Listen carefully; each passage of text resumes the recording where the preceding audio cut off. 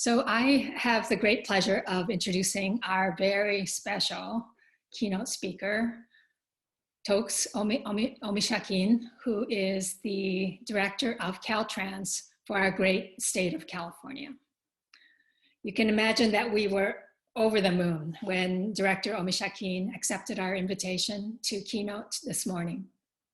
And Dr. Joe Cott, who you heard that we are honoring with this symposium, would be just thrilled because Director Omishakin truly epitomizes the values and vision that drove the founding of the Transportation Choices for Sustainable Communities. And the fact that someone with such personal passion for multimodal and active transportation and complete street planning is the head of our Department of Transportation for all of California gives us so much hope for our future. And on a personal note, walkable communities and building a green economy were my calls to action as mayor of Palo Alto. So I'm doubly thrilled. So let me give you a little bit of a fuller background on Toks Omishakin, the director. He was appointed the 33rd director of the California Department of Transportation, Caltrans, by Governor Gavin Newsom in October 2019, so exactly a year ago. As director, he manages a $15 billion budget and nearly 21,000 employees who oversee 50,000 lane miles of highways, maintain 13,000 bridges, provide permitting for more than 400 public use airports, fund 3 of Amtrak's busiest intercity rail services, and provide transit support to more than 200 local and regional transit agencies.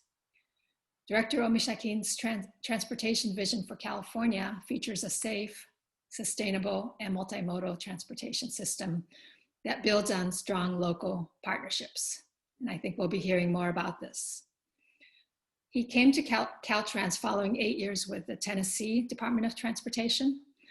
And there he successfully established environmental, multimodal, and planning policies that made the Tennessee DOT, Department of Transportation, one of the best in the country. And prior to that, he served as Director of Healthy Living Initiatives in the Nashville Mayor's Office. And there he developed the Complete Streets policy and helping to establish a more balanced approach to transportation planning and design. On the national front, in December 2019, Director Omishakin became the chair of the Active Transportation Council for the American Association of State Highway and Transportation Officials, AASHTO. And this came after 2 years after serving as the vice chair and also serving as the chair of AASHTO's Multimodal Task Force. He's also on the board of America Walks. Born in Knoxville, Tennessee, Director Omishakin and his wife have 2 children. He's completing a PhD in engineering management from the University of Tennessee, Knoxville, and has a master's degree in urban and regional planning from Jackson State University. And as he's speaking, please feel free to post and vote on questions for Director Omishakin, since we'll be taking some questions after his presentation. And with that, please help me and give a big welcome to Director Omishakin. Take it away. Thank you, Mayor Kishimoto. Thanks a lot for that. Thank you for that introduction. Really appreciate the work that you've done. Appreciate the history that you have on this issue, and the fact that you ran for office and was elected to office based on a platform like this is such a big deal to me, and it's an honor for me to be a part of the conversation, a part of the symposium like this in the state. And much kudos as well to Mariana and Justin, the rest of your team that helps to put this together. I know a lot of work goes into this behind the scenes. So thanks to the three of you for everything that you've done to help make this happen, and for reaching out to me. And also, I think I'll be completely remiss if I didn't mention, I've learned a little bit about Dr. Cott and his work, not only as a researcher and professor, but as a practitioner working for the city of Palo Alto. It's pretty good to see. It's amazing to see how when you work hard at something, even when you're no longer here, your legacy lives on in efforts like this. So kudos to the entire team that's worked on this to continue his legacy and fighting for these issues. So I've got quite a bit of material to cover this morning, and we're a little behind schedule. So I'm going to move at a pretty rapid pace. Just bear with me. Some things I may not go into detail on, because I want us to have a chance for a conversation, a little bit of a conversation afterwards with the Q&A, either read or spoken verbally.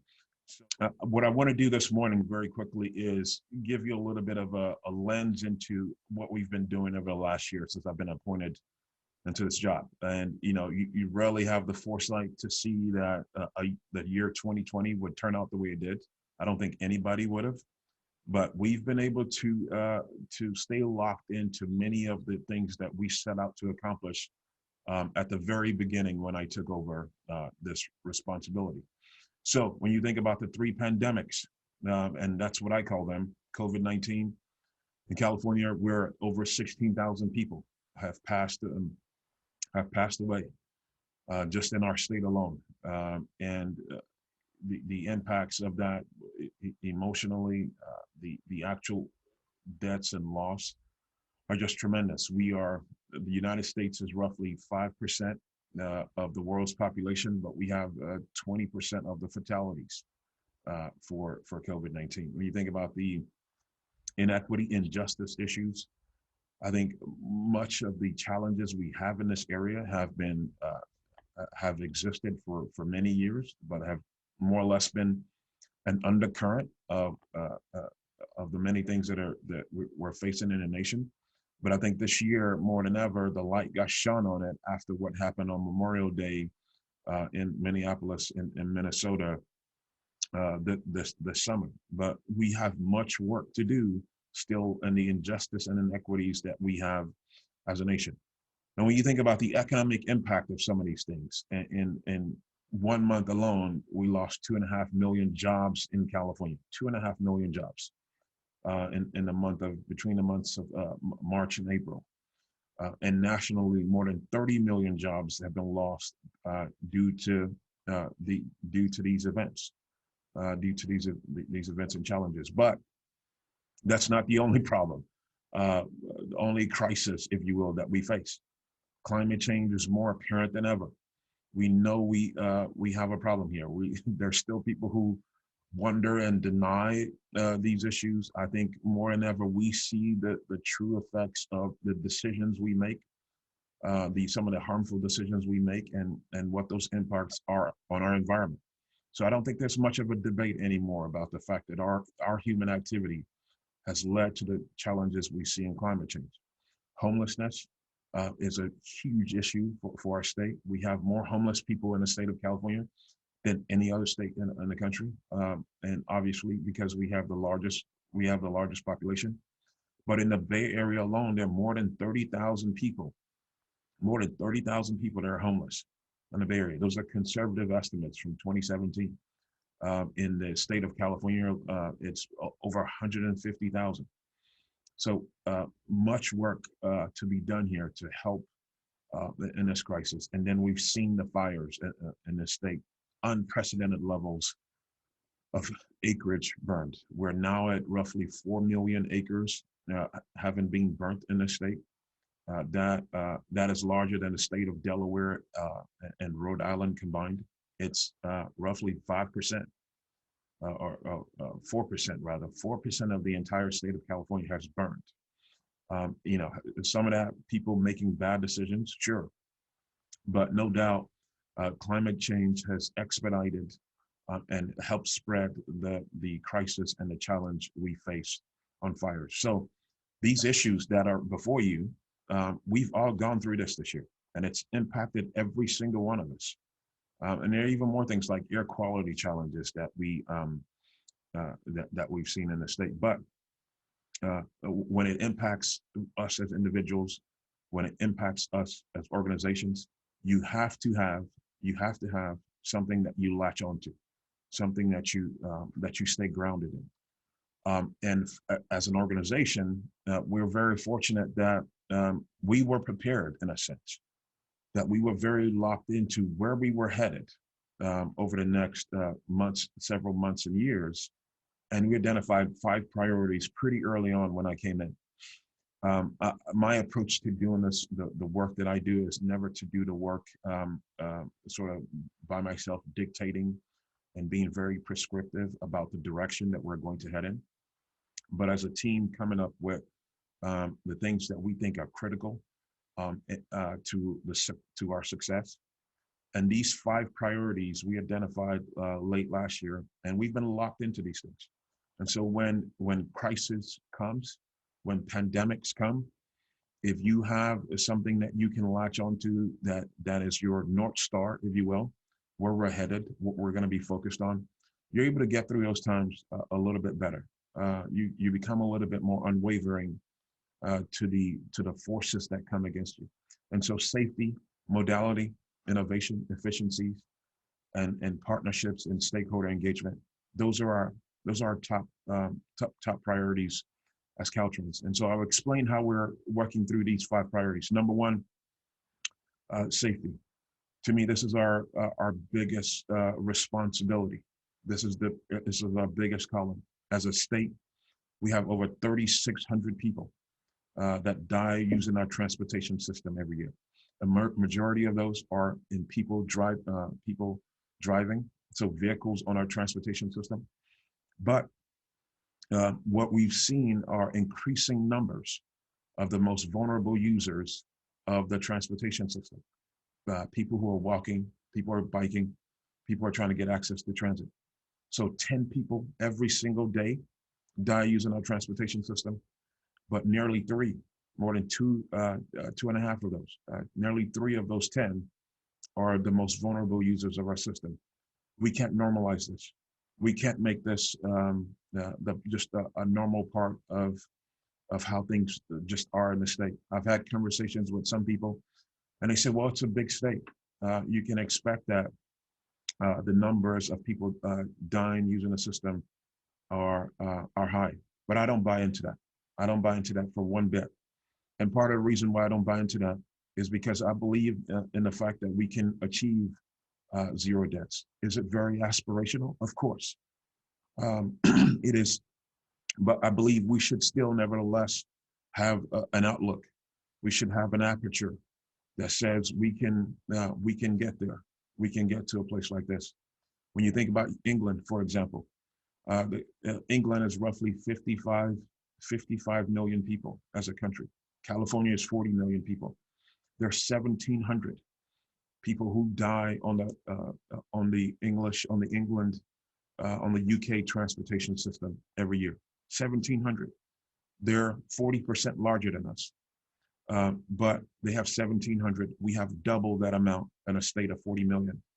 There are cities like Oslo in Europe, Helsinki, where they've achieved 0 deaths for people walking and biking in their city, from the numbers like 80 to 80, 90 to all the way to 0. So I know it can be done. We can achieve 0 deaths in our state as well. So number 2 on the priority list, modality, how multimodal we are. And again, that's part of why I get excited to be a part of conversations like this throughout the state. We can't continue to just focus on investing in widening and building larger freeways. To me, those days are gone. We can't, that can no longer be our focus as a transportation agency. We are the Department of Transportation. We have to look at ways to continue to expand opportunities for people to walk, bike, and use transit in the state. And as long as I'm in this responsibility, that will be a big part of our focus. It's one of our top 5 priorities is how we continue to invest here. How do we make it safer? How do we make it more efficient? Those will be a key focus and a priority for us. And how do you do that? How do you make modality a priority? Well, I believe if you say something is a priority, your actions, your policies, and your resources, actions, policies, resources have to align with that. They have to match up with that. And it takes time in an organization like ours. You've heard how large we are. We're a department of more than 20,000 people. But you take those gradual steps, and I believe you can get there. So an example of us doing this at Caltrans is we were able to reallocate $100 million in our shop funding to invest in walking and biking and transit, improving transit access just a few months ago. This spring, this summer, late this spring, we did this. So the money was already allocated to transportation projects or highway projects, but those projects weren't ready. We were able to relocate that funding and dedicate it to active transportation projects over the next 4 years. So that's how you know something's a priority: your actions, your policies, and your resources. So why do we need to continue to invest in modality? Why? Very much because we know it helps us achieve many of the larger goals that we have as a state: environmental goals, health goals, public health goals, economic goals. But a big part of it also is just because of our people. There are people in our state who, either for economic reasons or by choice, do not own a car. This is something that is not just a California thing, it's a nationwide thing. But you can see the top households in the state of California that do not own a car. Many of them are in the Bay Area. San Francisco, almost 30% of the households do not own a car. And this is from the National Household Travel Survey. So nearly a third. Berkeley, 23%. And you see the rest of the state as well. These are the top 10 in California. And you see the nation as well. And on the right side, I think you see the cities across the nation, but there are cities in the middle belt of the nation as well who very much fall into these categories of double digits not owning a car. How do these people get to work? How do they get to play? How do they get to school? We need to continue to invest in improving our modality. And as I mentioned, transportation, especially in multimodal transportation system, is very much at the intersection of solving or helping to manage, I should say, a lot of the challenges that we have. I think we think about these things in silos often, but very much at the center of it is, if we continue to invest in this issue, we can help hit many of the other crises we face: congestion issues, climate change, affordable housing crisis. We sometimes put these issues in different buckets and separate them. They're separate, but very much the solutions that can help manage the challenge and address these challenges lie in building a more multimodal transportation system, I believe. And I'll explain a little bit of why. When you look at the environmental challenges we have as a nation, greenhouse gas emissions, the transportation sector nationally, the transportation sector accounts for 26% of GHG in this country. 26%, providing electricity across the nation accounts for 30%. So the carbon dioxide emissions, all the methane that we see, a majority of that nationally is coming from the transportation sector, more than a quarter. But when you come to our state, when you come to the state of California, that number is 40%, 40. And some calculations actually bring this up to 50%. When you account for oil production, diesel and regular fuel, these numbers creep up to the 48, 49% related to transportation. So nearly half of all the GHG challenges, emissions, bad emissions we face in the state come from transportation. So if you want to solve the problem, you got to tackle the source. You got to tackle the source of the issue. And so It starts with us and creating a more multimodal transportation system. How are ways that we can achieve that? There are big picture issues that we can work on, but very much at the ground level as well, how we design and build our transportation network when we have the opportunities, where appropriate, invest in green infrastructure like this. This is Highway 101 in Eureka. Some of you may have gotten a chance to see this project. It was just recently completed. But bio stormwater features, like you see here, that many people on the meeting today are very familiar with, we were able to put into this intersection improvement. We worked with the local government there, the city of Eureka. Our Caltrans staff worked on much of the design for this, and you have a green street like this that we have been able to recently open. So those are on the ground issues, but big picture, again, high level, there are several other things that need to happen. And kudos to our governor, Governor Newsom, my boss, who has come out with 2 executive orders recently. In Climate Week of last year, September of last year, Executive Order 1919 set out the goals that you see in front of you: 5 million zero emission ZEVs by 2030, reduce GHG to 40% below 1990 levels. But recently, you saw all the media attention and national and international attention to his most recent executive order, 7920, that said we should strive as a state to no longer sell combustion engine vehicles in the state in 15 years. To have ZEVs only sold in the state. So these are more big picture issues that also need to be addressed, and Caltrans is fully supported and behind these. Innovation. When you walk into an organization like ours that is 105 years old, there are a lot of sort of legacy-based decision making that happens. And one of the things that I've said and working with our team is we can't just focus on legacy-based approaches to do our work. We are the innovation capital of the world. All the most innovative tech companies in the world are based right here in the state, and we should try to adopt similar principles, not just in coming up with brand new projects and multi-million-dollar ideas, but even in the simple processes in the work that we do within the department. And one of those is we've done one of those innovative approaches is we've done a vulnerability assessment for all 12 Caltrans districts. This is the cover to the District 2 vulnerability assessment that we recently did, where we've assessed where we need to be more resilient, where the impacts to climate change are going to be on our infrastructure, and have come up with a plan, an adaptation plan, to address those very challenges that we face as it relates to our vulnerabilities. A lot of states, I would say 95% of the states in the country, have yet to do something like this, where they have gone district by district, region by region, and say, what are the resilience impacts to the state's infrastructure? And we've done that here in California.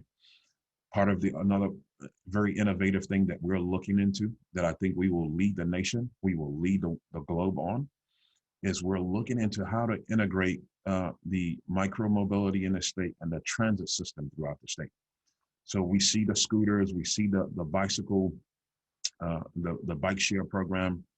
We have, I'm not sure if many people notice, we have more than 300 transit agencies. You probably heard it in my intro. 300 transit agencies in the state. And a majority of them, 90% of them, have completely different, if you look on the left side of the screen, they have completely different passes that they use to welcome passengers on board. And we are undertaking an effort right now to integrate, to link up as many of these systems as possible, so that it's a little bit more seamless, it's efficient, and it addresses some of the equity concerns we have as well. Efficiencies, I think we have to be more efficient. This is one of the things that I think the people of the state expect from us in our responsibility, especially when we get new funding. Many of you may know about SB1, a $5 billion investment, $5 billion increase in revenue for transportation for our state. But kudos to many of the people who worked on it, and some of you on this call probably worked on this as well. But nearly a fifth of that money, $900 million, is going to mass transit and active transportation projects. And the breakdown of that is $750 million, $100 million for bike ped, and even money for planning efforts across the state. The people in the state expect us to, as I said, to be more efficient. And in 2018, 2019, recently, we were able to identify $233 million in additional savings. And the expected goal for us is a savings of $100 million. And we were able to get that done. We're finalizing we're in the middle, I should say, of our long-range plan for the state of California, the California Transportation Plan. This is our 30-year horizon transportation plan. And these are the elements, these are the key goals that are in the upcoming transportation plan. All the issues on the right side of your screen, all the issues on the right side of the screen are the issues that are, I think, traditionally transportation departments and agencies focus on. But the issues on the left side of the screen, what I'm very proud of, the fact that we are embracing as Caltrans, as a department, things that traditionally do not end up in long-range plans. We're talking about health and the quality of life. We're talking about issues around fairness and equity and climate change, not just infrastructure and access, the things that we very much always focus on as a state. And finally, fifth and final, as a priority, partnerships. I believe that for us to do our work well, to serve the people of the state well, we can't do our work in a vacuum. This is the very reason why we have a job. We are here to be public servants. And even though we have the expertise, we have the very training that is needed to work on transportation and housing related issues and development issues, we need to talk to businesses. We need to talk to NGOs. We need to talk to the citizens of the state to understand what their challenges are, what their true needs are, as we use our skills to help build out that brighter future that they are seeking. So partnerships and stakeholder engagement is very much critical. Equity is something that is a priority for us as well. It's not a part of the 5 priorities that are identified, but it is something that we're going to be doing our work through, a lens that we're going to be doing our work through. Our people, our projects and programs, our partnerships very much need to be a part of how we approach the work of equity that we do. And I'll close with this. I rushed through this pretty quickly, but I'll close with this. You know, when you're doing this work, I've been doing it for nearly 20 years now, working in this particular space on creating a more sustainable transportation system. I've been in opportunities and positions where I've run into a lot of roadblocks, and I feel like I can't continue to move forward because we're not getting the success we need, whether it be on policy issues or funding issues or whatever it may be. But I ran across this quote about 5 or 6 years ago, and it's inspired me to continue to do this work, even on those tough days, those bad days where you don't feel like continuing, you don't feel like moving forward. This has helped me to understand that I have to keep pushing, and I'm hoping that everyone listening gets this impression as well. And I'll read quickly. Nothing is more dramatically apparent than the inadequacy of our transportation system in our larger urban areas. The solution cannot be found only in the construction of additional urban highways, vital as that job is. Other means of mass transportation, which use less space and equipment, must be improved and expanded. Perhaps even more important, is planning for transportation and land use must go hand in hand as two inseparable aspects of the same process. As two inseparable aspects of the same process. You may not be able to see that on the rest of the screen, but that's what the rest of that says. So why has this inspired me? Well, this message, you would think somebody would have said this 5 years or 6 years ago when I found it, but this message is a long time coming. It's a 60-year-old message. It's a 60-year-old message from President Kennedy. And when I saw this, it reminded me of the fact that this work is not something that you achieve overnight. This work is something that is the work of a lifetime that you have to continue to push for and be persistent about. Kennedy, the president, was delivering this message to Congress. And the reason why he was saying this was because his predecessor, President Eisenhower, started the nation down a path of building what is today, many people still say, is the greatest public works project in the history of the nation, in the history of the world, building that 50,000-mile highway system. But the president was reminding the nation, he was reminding Congress then, it's good to build highways. That's a vital job. But let's not forget mass transportation. Let's not forget multimodalism. Transportation and land use go hand in hand as two inseparable aspects of the same process. That was 60 years ago. Very much relevant today, and a part of how I stay inspired to understand, look, if you fall short, if you don't get there on a particular policy issue, you got to keep pushing. This is the work of a lifetime, and I'm glad to have many of you on this important discussion today to continue to push on this work of a lifetime. So thank you very much again, Mayor Kishimoto, for inviting me and having me be a part of the symposium. Thank you very much. Thank you so much, Director Omishakin, and we're so grateful to you and Governor Gavin Newsom for your work in leadership every day, day in and day out. So we have a number of questions for you. Maybe we can take perhaps about 10 minutes. Yeah, I would love to. Okay, great. Yes. So there's so many, we're probably everybody listening is rooting for you and your success. And, one question is really how, what are the greatest levers of change for you and how can we help? I mean, is it like rooting for more legislative change that would help make your job easier? Is it, or if people have individual ideas, is there a way that they can present their ideas or technologies to you? Is there kind of an innovation portal that we can bring ideas to you?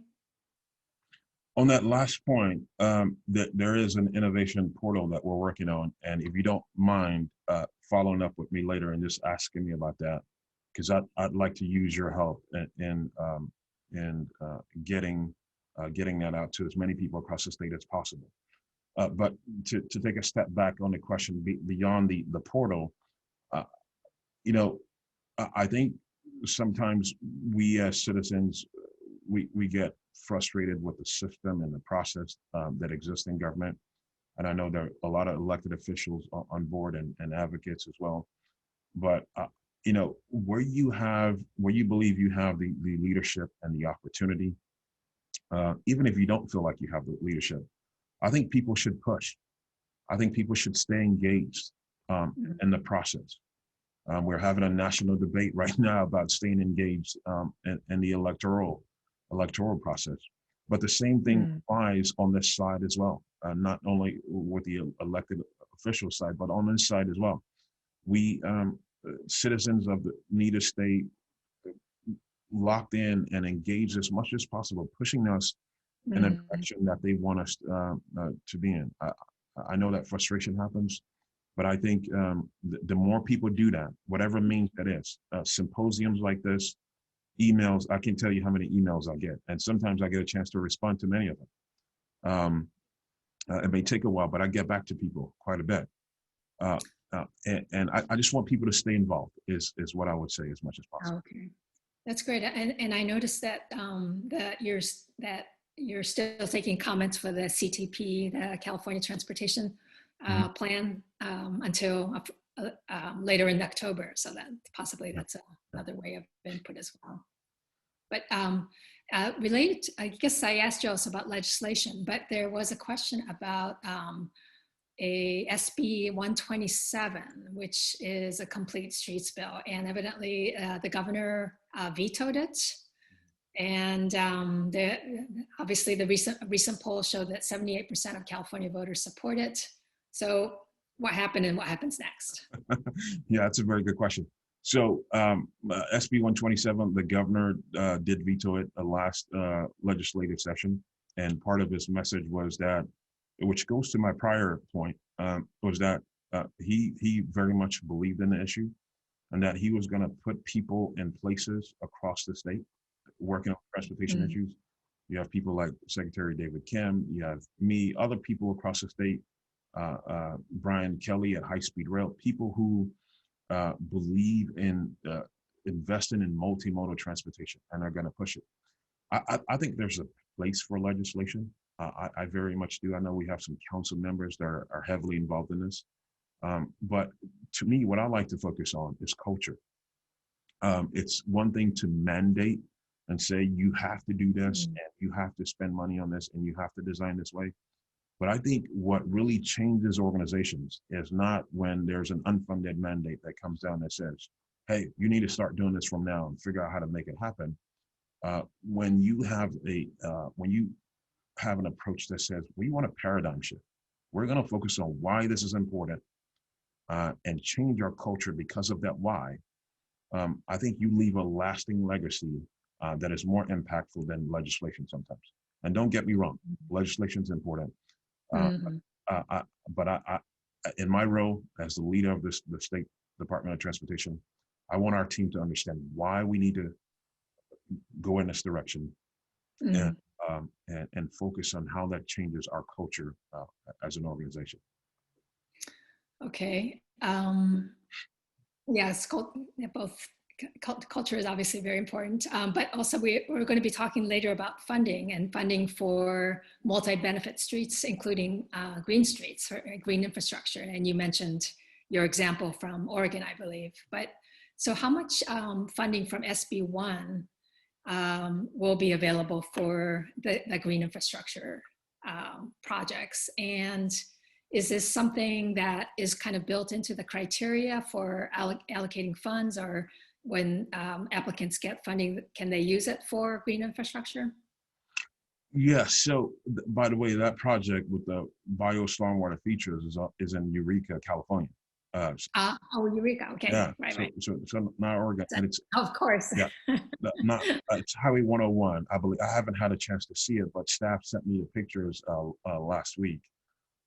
And so part of that culture change that's happening here is, as we build a more multimodal transportation system that's thinking about every user, we also should have a layer as well for green infrastructure.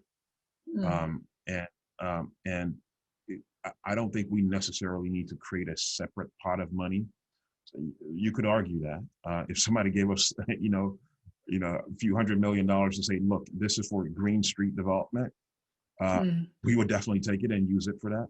But I think the money that we have today, the SB1 money, for example, our general maintenance money, shop money, SB1 money, where the opportunities exist, using those that vulnerability assessment, those adaptation plans, we should be trying to building the features as much as possible into projects based on those plans and using our existing funds. But we would definitely take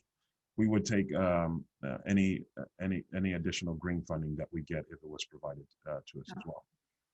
So it sounds like every Caltrain district has the authority to kind of make that decision based on local needs. Is that correct? Yes, they do. Absolutely. Our district directors are great. We talk about issues like this all the time, but some guidance also needs to come from here to continue to encourage our designers at headquarters as well to use a green streets lens to do our maintenance and new transportation design work as much as possible. And our manuals, this is one of the things that I'm looking into right now, is our design manuals in the department should have as many of those features as possible. They're there, but I think we can even take it a step further to guide that work even more. Yeah. Okay, that's fantastic to hear. Yeah, we had a keynote speaker from NACTO the first session, and yeah, so the design guidelines seem to be very important. Well, we're really running out of time, but can maybe there's one question about speed limits, and speed limits are set by the state, and reducing speed limits or the 85th percentile rule. Is there anything that we're doing about to reduce the speed so we can achieve the zero death? Yeah, that's another very good question. The biggest culprits for the fatalities that we see in the state, that 3,600 people, very much is tied to speed and tied to people running off the road. So either running off and hitting other people head on, or running off the road into off embankments and things like that. So run off the road and speed are like the top culprits of the safety challenges we have. And this is something that we're definitely focused on, working on that 85 percentile issue. But there's some national policy issues and state policy issues that we have to address. Electronic speed enforcement is one of the things that we probably need to look at adapting in a state, and we're working with CHP on that particular issue as well. Okay. Well, I know I think we're about out of time, but Director Omishakin, on behalf of our entire organizing committee, please accept our deepest thanks for not only the keynote today, but your work for the entire state of California. We thank you so much. Thank you, Mayor. I wish we had a little bit more time that I could have spent in talking through those issues, but very much enjoyed this. And please keep up the amazing work, the great work that your organization does. Thanks a lot. Thank you. Thank you. Yeah. Thank you.